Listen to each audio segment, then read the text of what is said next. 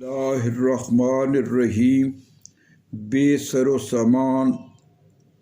لوگوں کی مدد اور ان کی زندگی میں ایک آسودگی پیدا کی گئی۔ احمد فراز نے کہا تھا کہ ایک گھر بنا کے کتنے جھمیلوں میں پھنس گئے اور کتنا بڑا سکون بے سر و سامانیوں میں تھا۔ آج فراز کی روح سے معذرت کے ساتھ کہنے اور لکھنے پہ مجبور ہوں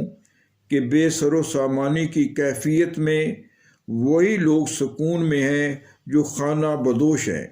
اور زندگی کا بوجھ اور رخت سفر کے زیادہ راہ کے بغیر بھی ان کا قافلہ رواں دواں ہے اور وہ بہت خوش ہیں اور مطمئن ہیں۔ رند جو ظرف اٹھا لے وہی ساغر بن جائے، جس جگہ بیٹھ کے پی لے وہی مے خانہ بنے۔ ان کی کوئی منزل نہیں ہوتی، یہ قافلے پوری دنیا میں رواں دواں ہیں۔ ان کی اپنی دنیا ہے اور ان کی اپنی تہذیب ہے، مگر وہ لوگ جو امریکہ جیسی عظیم معیشت کی حیثیت سے دنیا بھر کی ریاستوں سے خراج تحسین وصول کر رہی ہے، اس کے بارے میں اگر میڈیا اوورسیز کونسل کے سربراہ وقار علی خان، جو او پی ٹی وی کے چیف ایگزیکٹو بھی ہیں، دنیا سے باخبر اور بے سر و سامان لوگوں کی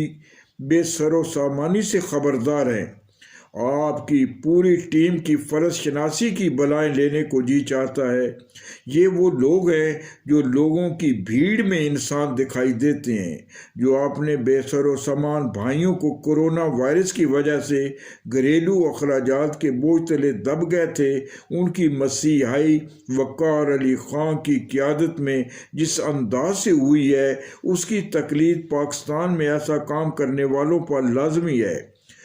دنیا کی چھٹی معیشت میں شمار ہونے والی لاس اینجلس امریکی ریاست میں بے گھر، لاوارث اور بے سر و سامان لوگوں کی ضرورت اور سہولت فراہم کرنے والے افراد میرے نزدیک خوش نظری اور احترام کے سزاوار ہیں۔ قرآن کریم کی آیات پر عمل کرتے ہوئے کمزور لوگوں کے لیے سامان پرورش فراہم کیا جا رہا ہے۔ گرم کپڑے، بسترے اور معقول سامان خورد و نوش کثیر تعداد میں اور وسیع پیمانے پر فراہم کیے جا رہے ہیں اور دست سوال دراز کرنے والوں کی عزت نفس کو مجروح کیے بغیر یہ عمل بہت بڑی عبادت کا درجہ رکھتا ہے۔ پاکستان میں بھی اس کی بہت ساری مثالیں موجود ہیں، مگر جس وسیع پیمانے پر پورے وقار کے ساتھ وقار علی خان نے یہ فرض ادا کیا ہے، اس کی جتنی بھی تعریف کی جائے کم ہے اور حوصلہ افزائی کی جائے وہ بھی کم ہے۔ کھانا، فروٹ، کپڑے، ٹوتھ پیسٹ اور کھانے کے ڈبے، یہ سب لاس اینجلس میں مقیم پاکستانی کمیونٹی نے دل کھول کر مدد کی ہے اور اہل خیر کی توجہ اس طرف دلاتے ہوئے کہا ہے کہ اصل عبادت یہی ہے جس کی جزا اللہ تعالیٰ دے گا۔ وقار علی خان کے سارے ساتھی مبارکباد کے مستحق ہیں جو اپنے نام کی بجائے کام پر یقین رکھتے ہیں، اور ان لوگوں کے لیے بھی باعث اعزاز ہیں جو کام کی بجائے نام کے پیچھے دوڑ رہے ہیں، جن کے بارے میں عطا شاد نے کہا تھا کہ کام کو چھوڑ کر نام کے پیچھے عطا وہ شجر بوئے نہیں جس کے پھل مانگتے ہیں۔ Pakistan American chamber of commerce کی فاطمہ خان نے اپنے خصوصی پیغام میں اظہار تشکر کرتے ہوئے ان لوگوں کے لیے سپاس گزاری کی ہے جنہوں نے اس